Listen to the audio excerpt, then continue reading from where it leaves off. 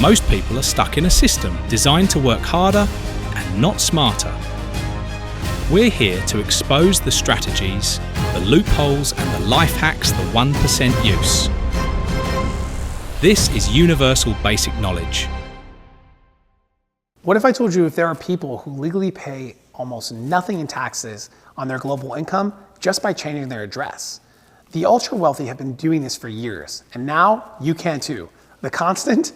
Your citizenship or residency determines where and how you will be taxed. Most people stay tied for high tax systems by default, but the wealthy, they opt out strategically. Now, if you're a US citizen, there are going to be different rules that apply to you. If you're one of our worldwide viewers, there are different rules that apply to you. We're going to give you some of the options here. Obviously, you should dive in much deeper on this, but this is just to open up your eyes of what's possible, and as you build your wealth, how you can make that wealth go even further. So let's break down 3 tax havens high net worth individuals are using right now. So one of the most popular and probably the most popular, easiest one to do is living in Puerto Rico if you are a US citizen. The X60 allows you to pay 0% on capital gains and as little as 4% on your business income, right? So if you are making $1 million, you will pay $0 on capital gains if that is through stocks or crypto or something of that nature. Versus in the United States, if you're living even in a state like Florida with 0 state taxes, you are still eligible to paying upwards of 20 to 25% on those capital gains pre-deductions, right? So this is a really, really big deal if you think about this in the grand scheme of things. Now, how do you take advantage of the Act 60? So first, you need to move there and establish real residency. You can't just get a license and say, hey, I live here. You need to actually be able to approve this test, and there's some steps that you will need to go through. But if you do this right, you could sell millions of dollars in crypto or stocks, for example, and get them essentially tax-free on those gains. So how do you qualify? You got to pass the 3-prong residency test. The presence test, you have to spend at least 183 days per year in Puerto Rico as one of the main criteria if you want to take advantage of 0 cap gains. Now, fortunately, what a lot of people don't know is that travel days count. So in theory, you could spend less than 183 days if you travel appropriately. So I have heard some of these stories. These are pretty crazy. You know, if you want to do this and live this lifestyle, it works for you. But essentially, you could essentially leave on a Thursday and then essentially come back on a Monday. And while essentially you left Puerto Rico on Thursday at midnight, right? And then you came back on Sunday at 11:59 p.m., you essentially were able to count both of those days within your schedule. So this may work if you live in something like Miami and you could easily come back and forth. So it depends on how aggressive you want to be here. So you don't have to be exactly 183 days because travel days count, right? And so if you're really thoughtful about it, in theory, you can get this down to closer from 6 months, closer to 4.5 months is kind of like the numbers, but you need to spend time there, right? In addition to the 183-day opportunity, with the travel days, another option for you is that you have to spend at least a 60-day minimum inside of Puerto Rico over a 3-year period per year. Now, another hack here that a lot of people don't know, and for you to still qualify on the presence test, is that you can actually not have to spend that whole 183 days.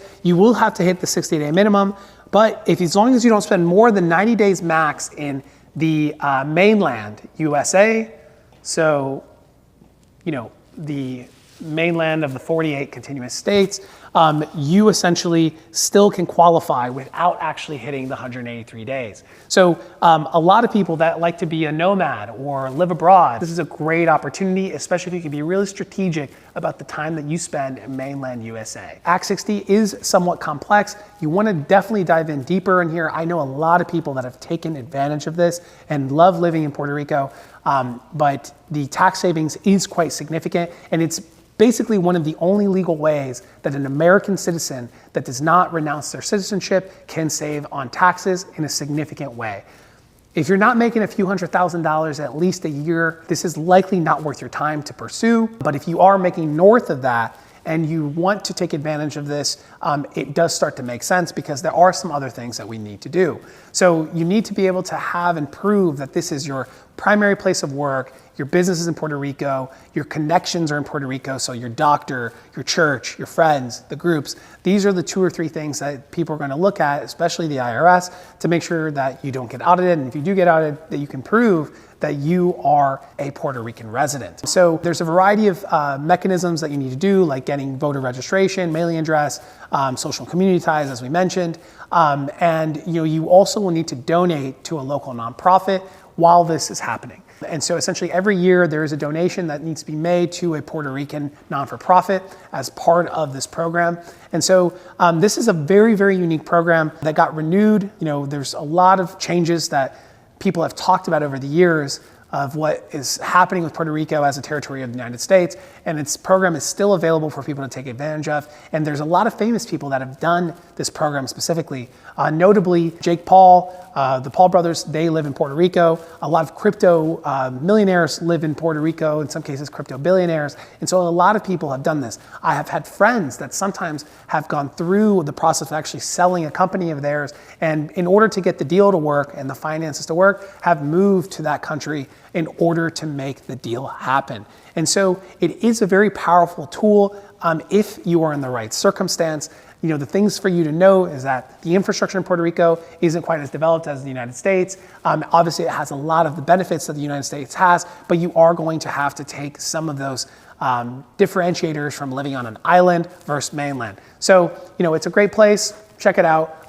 Definitely one of the best tax havens. I considered it myself. And so definitely would check it out. Now, for those of you that are looking for other opportunities, we are going to talk about them. Specifically, if you are open to even renouncing your US citizenship. Now, this may not make sense for most people, but there are some famous cases of guys like Eduardo Saverin, who renounced his United States citizenship. He was one of the co-founders of Facebook, and have seen other very well notable 7, 8-figure, 9-figure entrepreneurs do the same and move to places like Dubai that have 0 income tax.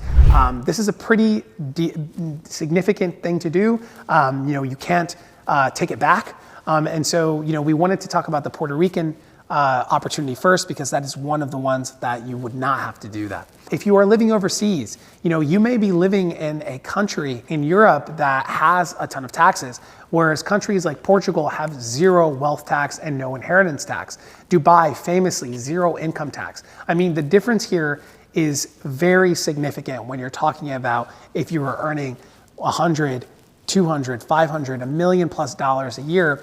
This is really, really significant, especially if you look at the concept of compounding interest. And we're going to talk about that here in a second, just to show as an example of what the savings could look like, whether you take the advantage of the Puerto Rican Act 60 or something like, if you're moving to Dubai and you're an overseas citizen. So I just want to show an example of why this is such a big thing, especially in these ultra wealthy communities, especially for people that are going to have these big exits or are making a certain amount of money to make this worthwhile, and why you would ever go to the means of potentially renouncing your US citizenship. So if you don't know about the concept of compounding interest, there's a ton of information out there. Probably one of the biggest advocates in the world, most famous around compounding interest, is Warren Buffett. This guy has obviously really proven himself, especially over the last few months. Here in the United States, we've had a ton of chaos in the markets. This is the only person that has actually gotten richer during the tariff issues that we've had faced here in the first quarter of 2025. And he has this entire concept around compounding interest, and would highly recommend you checking that out on your own. But the concept of compounding interest is really important when we're talking about saving money on taxes and really anything in your life, but especially in these big outcomes. So let's say that you're an entrepreneur and you're going to sell your company, as an example, and you decided to move into Puerto Rico maybe a couple years before or something like that while you're building this business, or you're thinking about building your next business. This is why you may want to do it. And we're just going to use some very simple numbers here so that you can see the impact, right? So say that you're going to sell your business for $4 million. The approximate tax that you're going to pay on this, cap gains wise, federally in the United States, is going to be it's going to be close to $1 million, right? Might be a little bit more, but I just want to keep very simple numbers here.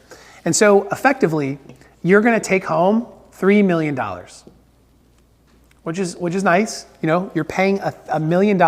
This is just federal. If you live in California, if you live in a state with high income tax or income tax in any capacity, you're going to also pay another 10%, right? In the case of California, that could be up to $400K. So you're paying $1.4 million. Okay, and so you know, effectively, you can get anywhere from 2.6 million to 3 million net, right? And you are basically paying the government $1.4 million in taxes. Now, what you can do if you want to be intelligent and you are interested in taking advantage of one of these hacks is that the cap gains rate of this. If you did it in time, you did it in that 2-year window, because there is a window. You can't just like decide next week, hey, I'm going to sell my company next week. I'm going to move to Puerto Rico. It doesn't work like that. You have to pre-plan some of these things at least a couple years in advance so you can prove that, hey, a lot of this growth happened over time. But you can effectively save $1 to $1.4 million depending on your state. Now, just for the sake of math, let's just use the $1 million example and say that we're in 2025 and you know, you're 40 years old and you're going to sell your business for $4 million. And so essentially, you know, that $1 million, what is that worth by the time you're 70? Right? So 30 years over time with the concept of compounding interest. Now, if you take 8% interest rate, which is a pretty reasonable conservative interest rate of compounding interest rate growth, what that will equal after 30 years of being applied to the market for this 1 year that you decided to take advantage of this milestone is $10 million. It's a $10 million and like $62,000, something of that nature, right? So, you know, that is significant, right? That's your entire retirement here for that $1 million just in tax savings, right? This isn't the entire thing. This is not the entire $4 million. If we're talking about applying it here, that you know that you could 4x that number, right? So that's even more money. The point is though that $1 million in savings could be 10 million, and that's just 1 year. So think about it: the next business you build, right, or the next opportunity, or now the stocks that you're gaining, because all of these gains, in theory, if you stayed in Puerto Rico, would also be tax-free. So, you know, this is why people take advantage of this, especially, you know, in these cases where you have people that are having multi-billion-dollar outcomes, why they may be interested in renouncing their citizenship, because it's saving them billions of dollars. And they're not thinking about the time value of money in that year alone. They're thinking about that over the course of the next 30 years, compounded. And that's where you get these insane figures. Now, there are other ways to save money on taxes. There are other ways to be intelligent about how you do taxes. But this is a way that significantly reduces it and that potentially, you know, could work with your lifestyle depending on your circumstance. So that's why people take advantage of it. If it's interesting for you, please check it out and dive in deeper with the resources that we've posted in the comments. So while most people are stuck in one country paying top tax rates, the wealthy are living around the world and keeping more of what they earn and building generational wealth faster. You don't need to escape the system. You just need to understand how to move within it. That's the difference. If this sounds interesting to you, join our free community. You don't need to be rich to live like the 1%. You just need to learn what they do. This is universal basic knowledge.